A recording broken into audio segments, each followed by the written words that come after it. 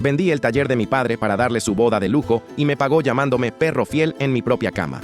Vendí el negocio de mi difunto padre para darle la boda de sus sueños, pero una semana antes del altar, descubrí que ella y mi mejor amigo ya habían planeado cómo repartirse mi herencia mientras yo todavía dormía a su lado. Me llamo Adrián, y hasta hace 3 días creía que el amor lo podía todo. Durante 3 años, mi vida fue un ejercicio de privación absoluta. Para pagar el salón de mármol y el banquete de lujo que Elena exigía, hice lo que juré que nunca haría. Vendí el taller de restauración de autos que mi padre me dejó al morir. Era su legado, el lugar donde me enseñó a ser hombre. Elena me convenció de que nuestro futuro valía más que un montón de herramientas viejas. Fui un ciego que cambió el sudor de su padre por un vestido de seda que ella solo usaría unas horas. Elena no solo quería una boda, quería una transferencia de poder. Me hizo trabajar turnos de 16 horas, mientras ella coordinaba el evento desde spas y cafeterías de lujo. Cada vez que yo llegaba a casa con las manos engrasadas y la espalda rota, ella me recibía con una lista de gastos nuevos. «Es por nosotros, mi amor», decía con esa voz de miel. Estaba tan agotado que no cuestioné por qué mi mejor amigo, Carlos, pasaba tanto tiempo ayudándola. Pensé que era lealtad. No sabía que estaban midiendo el tamaño de mi tumba financiera. El golpe de realidad llegó el martes por la noche. Elena se fue a una supuesta prueba de maquillaje final. Yo estaba buscando un recibo en la tablet compartida cuando encontré una carpeta oculta titulada Proyecto Libertad. No eran fotos de la boda. Eran capturas de mis cuentas bancarias, fotos de las escrituras de la casa y un chat con Carlos que se remontaba a 2 años atrás. El mensaje que me rompió el alma no fue sobre sexo, fue sobre mi padre. Carlos le preguntaba si no se sentía mal por haberme hecho vender el taller, y ella respondió, ¿mal? Ese taller solo servía para que Adrián llegara oliendo a aceite. Ahora tenemos el dinero líquido, y en cuanto firme el acta, la casa es mía. Es un perro fiel, Carlos. Solo hay que saber qué hueso lanzarle. Carlos respondió con un emoji de risa y una foto de ellos dos brindando en mi propia cama, mientras yo estaba en el turno nocturno para pagar el banquete. El estómago se me revolvió. Sentí una náusea tan fuerte que tuve que sostenerme del lavabo para no desplomarme. El taller de mi padre, mi dignidad, mi vida entera. Para ellos yo no era un hombre, era una billetera con patas. Escuché el motor del coche de Elena afuera, y por un segundo quise salir corriendo, gritarle y echarla a patadas. Pero entonces miré el anillo de mi padre en mi mano y me dio una vergüenza insoportable por haberlo defraudado. Elena entró a la casa, radiante, quejándose de lo estresante que había sido su día en el spa. Se acercó para besarme y tuve que hacer un esfuerzo sobrehumano para no apartarme con asco. Su perfume me quemaba los pulmones. Me preguntó si estaba bien, y aunque sentía que el corazón se me salía por la garganta de tanto dolor, le dije que sí. Me encerré en el baño, abrí la llave del agua para que no escuchara mis sollozos, y mientras las lágrimas se mezclaban con el agua fría, me prometí que cada centavo que me robó, cada burla a mi padre y cada noche de traición, se las iba a cobrar frente a todos. No porque fuera frío, sino porque el dolor ya no me dejaba otra opción. Pasé el resto de esa noche sentado en el borde de la bañera, escuchando a Elena tararear canciones de amor mientras se desmaquillaba en la habitación de al lado. Cada risa suya era un golpe de martillo en mi pecho. Salí del baño con los ojos rojos, inventando que el jabón me había causado una alergia, y ella apenas me miró. Estaba demasiado ocupada revisando el catálogo de la luna de miel en su teléfono. Esa noche dormí en el sofá, fingiendo que tenía mucho trabajo acumulado, pero en realidad pasé la madrugada vaciando nuestro historial de la tablet y enviando cada captura de pantalla, cada audio y cada foto a un correo electrónico que ella no conocía. Al día siguiente, en lugar de ir a la constructora, fui a ver a un viejo amigo de mi padre, un abogado de divorcios que conocía el valor del taller que yo había vendido. Cuando le mostré las pruebas, su rostro se endureció. Adrián, legalmente, si firmas ese acta de matrimonio sin un prenupcial, ella tiene derecho al 50% de la casa desde el segundo 1 por las leyes de este estado, me advirtió. Pero hay una forma de que ella misma firme su propia ruina. Pasamos 3 horas redactando un documento que parecía un seguro de vida estándar, pero que en las letras pequeñas, esas que Elena nunca leía, contenía una cláusula de reconocimiento de deuda previa. Regresé a casa y encontré a Carlos ahí. Estaba sentado en mi comedor, tomando mi café, ayudando a Elena con la distribución de las mesas. «Adrián, hermano, te ves fatal. Necesitas descansar para el gran día», dijo con esa palmada en la espalda que ahora me hacía sentir escalofríos. Tuve que sentarme con ellos, escuchar sus bromas internas y ver cómo se cruzaban miradas de complicidad sobre mi cabeza. Me sentí como un extraño en mi propia mesa, viendo a los 2 buitres esperar a que yo terminara de morir financieramente. Saqué el documento del abogado. «Elena, amor, con todo el gasto de la boda, el banco me pidió que firmáramos este seguro de protección para la casa. Es solo para asegurar que, pase lo que pase, la propiedad quede protegida. le dije con la voz más firme que pude fingir. Ella ni siquiera soltó el tenedor. «Ay, Adrián, más papeles. Ponlo ahí, lo firmo luego», respondió con desprecio. Carlos se inclinó fingiendo interés. «Déjame verlo, Elena. Ya sabes que yo entiendo de estas cosas». Mi corazón se detuvo. Si Carlos leía la cláusula de la deuda, el plan se acababa ahí mismo. Carlos tomó el papel y empezó a hojearlo. Vi cómo sus ojos recorrían las líneas mientras yo sostenía la respiración, apretando los puños debajo de la mesa. En ese momento, Elena soltó una carcajada y le arrebató el documento. «No lo aburras, Carlos. Adrián siempre es un exagerado con sus seguros. Pásame la pluma», firmó sin leer, con una caligrafía rápida y descuidada, y me devolvió el papel con una sonrisa de suficiencia. «Listo. ¿Ya estás feliz, mi perro fiel?», dijo burlándose del apodo que yo no debería saber. Guardé el documento en mi maletín sintiendo que el aire volvía a mis pulmones, pero justo cuando iba a levantarme, Carlos me detuvo del brazo. «Oye, Adrián, para la despedida de soltero de mañana, tengo una sorpresa especial para ti en el hotel, algo que nunca vas a olvidar». Lo miré a los ojos y vi una chispa de maldad que me hizo entender que ellos también tenían un último golpe preparado para mí antes del altar. Llegué al hotel de la despedida de soltero con el estómago hecho un nudo. Carlos había alquilado una suite de lujo, pagada, por supuesto, con la tarjeta de crédito que Elena me convenció de darle para emergencias. Al entrar, el lugar estaba lleno de conocidos y algunos compañeros de la constructora que me miraban con una mezcla de lástima y confusión. Carlos se acercó a mí con una copa en la mano y una sonrisa que me provocó náuseas. «Aquí está el novio, el hombre que entregó su libertad y el taller de su padre por una mujer que está fuera de su liga», gritó frente a todos. La sorpresa de Carlos no era una fiesta. Era una sesión de humillación pública disfrazada de bromas entre amigos. Proyectaron fotos mías trabajando en el taller, cubierto de grasa y cansado, mientras Carlos hacía chistes sobre cómo Elena finalmente me había civilizado. Pero lo peor llegó al final. Carlos proyectó un video que Elena me había enviado meses atrás. Un video privado que yo creía que era solo para nosotros, pero que ahora servía para que todos en la sala se burlaran de mi vulnerabilidad. Me di cuenta de que para ellos yo no era solo una fuente de dinero, era su bufón personal. Me quedé ahí, de pie, recibiendo las palmadas condescendientes, sintiendo cómo el recuerdo de mi padre se retorcía en mi pecho por permitir esto. A mitad de la noche, Carlos me llevó al balcón, lejos del ruido. Estaba borracho de ego y de mi whisky más caro. «Sabes, Adrián, Elena es mucha mujer para ti. Deberías agradecerme que yo esté ahí para ayudarla cuando tú estás trabajando hasta tarde. Alguien tiene que mantenerla satisfecha, ¿no?», dijo mientras me guiñaba un ojo.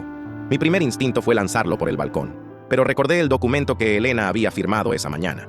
Si perdía el control ahora, ella podría alegar violencia y el plan se arruinaría. Me limité a bajar la cabeza, fingiendo que no entendía la magnitud de su insulto. «Lo sé, Carlos, eres un gran amigo», respondí, y pude ver en su reflejo cómo se reía de mi supuesta estupidez. Carlos se fue a seguir bebiendo y me dejó solo. Saqué mi teléfono y revisé el correo electrónico de mi abogado. El documento firmado por Elena ya estaba registrado. No era un seguro, era un reconocimiento de que el dinero del taller de mi padre era un préstamo personal que ella se obligaba a pagar íntegramente en caso de separación por infidelidad demostrada. Ella pensaba que era una formalidad bancaria, pero acababa de firmar una deuda que la perseguiría por el resto de su vida. En ese momento, recibí un mensaje de Elena. «Te extraño, mi amor. No puedo esperar para ser la señora de la casa mañana. No llegues tarde». Regresé a la casa en la madrugada, encontrando todo en silencio. Elena dormía plácidamente, con el catálogo de vestidos de diseñador sobre la mesa de noche. Me quedé mirándola en la penumbra, preguntándome cómo alguien podía tener un rostro tan angelical y un alma tan podrida. Me senté en el despacho a revisar por última vez la presentación que Carlos me había pedido que preparara con nuestras mejores fotos, para proyectar durante el banquete de la boda. Mis dedos volaron sobre el teclado, reemplazando las fotos de viajes y sonrisas por los archivos del Proyecto Libertad. Justo cuando estaba guardando el archivo final, escuché a Elena levantarse para ir al baño. Cerré la laptop de golpe, pero ella se detuvo en la puerta del despacho, mirándome con sospecha mientras sostenía su teléfono, el cual no dejaba de vibrar con mensajes de Carlos a esas horas de la madrugada. El sol del sábado entró por la ventana con una ironía cruel. Elena se levantó de un salto, llena de una energía eléctrica, gritando órdenes a todos. Yo me quedé en la cocina, solo, tomando un café amargo y viendo cómo los camiones de catering descargaban las cajas de comida que me habían costado meses de sudor. Elena pasó junto a mí, envuelta en una bata de seda, y me dio un beso rápido que me dejó un sabor a ceniza. «Hoy es el gran día, Adrián. Trata de no arruinar las fotos con esa cara de cansancio», me dijo sin mirarme. No era una novia nerviosa, era una general revisando su botín de guerra. Llegué a la iglesia media hora antes. Carlos ya estaba ahí, luciendo más como el dueño del lugar que como el padrino. Se acercó a mí con una sonrisa de suficiencia y me mostró una memoria USB dorada que llevaba en la mano. Descuida, hermano. Ya le entregué al DJ el video que editamos con tus fotos. Me aseguré de que sea inolvidable, susurró, dándome esa palmada en la espalda que ahora me hacía desear que se hundiera la tierra. Lo que Carlos no sabía es que, mientras él dormía su borrachera de la despedida de soltero, yo había intercambiado los archivos de esa memoria por una versión idéntica en el exterior, pero cargada con el veneno del Proyecto Libertad en su interior. Cuando las puertas de la iglesia se abrieron y sonó la marcha nupcial, el tiempo se detuvo. Elena caminaba hacia mí con un vestido que brillaba bajo las luces, sosteniendo un ramo de orquídeas blancas. Se veía perfecta, la imagen misma de la pureza. Mientras su padre me entregaba su mano, ella me dedicó una sonrisa llena de triunfo, no de amor. Durante la ceremonia, el sacerdote habló sobre la lealtad y el sacrificio. Yo apenas podía escuchar. Mis ojos estaban fijos en la mano de Carlos, que sostenía los anillos y la memoria USB como si fuera el control remoto de mi vida. Me pregunté cuántas veces esas mismas manos habían tocado a mi prometida mientras yo trabajaba bajo el sol para pagar este altar.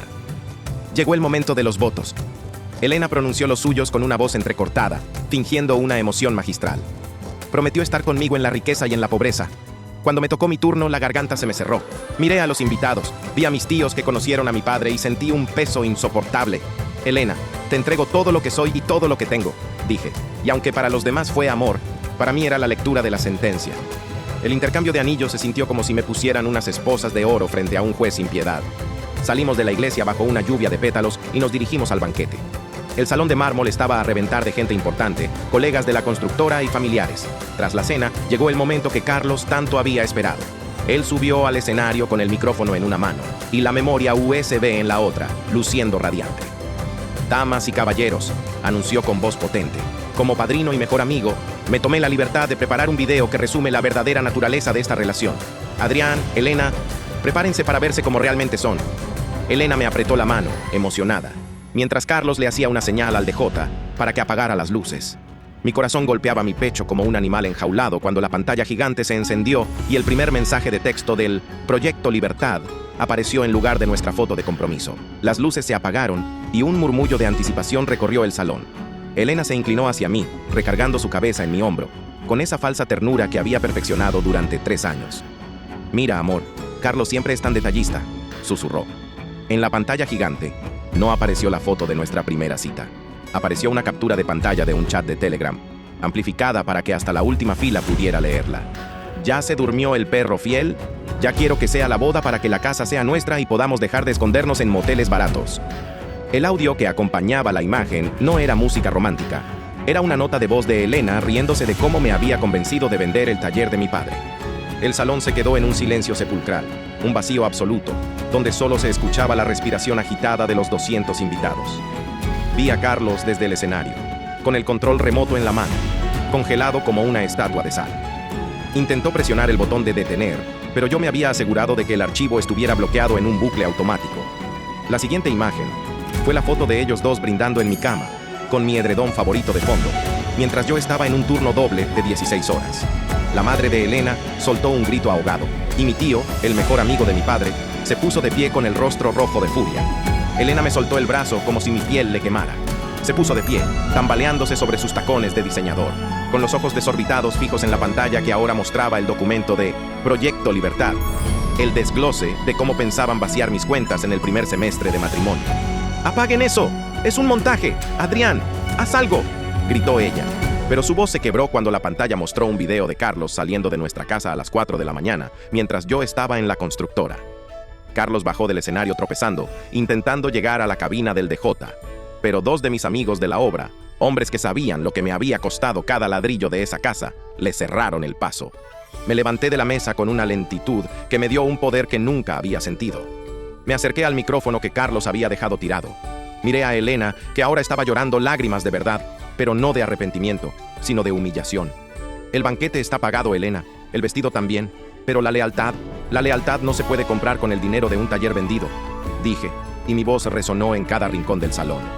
Damas y caballeros, la boda ha terminado. Los abogados les entregarán a los padres de la novia las facturas totales de este evento, ya que el documento que Elena firmó ayer la hace legalmente responsable de todas las deudas contraídas bajo engaño. El caos estalló. Los invitados empezaron a abuchear, algunos se levantaron para irse y otros se quedaron grabando la escena con sus teléfonos. Carlos intentó acercarse a mí para explicar lo inexplicable, pero mi tío lo detuvo con un empujón que lo mandó directo al suelo, sobre los pétalos de flores que ellos mismos habían elegido. Elena se desplomó en su silla, cubriéndose la cara con el velo que ahora parecía un sudario. Salí del salón sin mirar atrás, sintiendo cómo el peso de 3 años de mentiras se desprendía de mis hombros. Pero mientras caminaba hacia la salida, un oficial de policía me detuvo en la puerta principal. Señor Adrián, tenemos un reporte de irregularidades con la propiedad del taller que vendió. Parece que el comprador no era quien decía ser.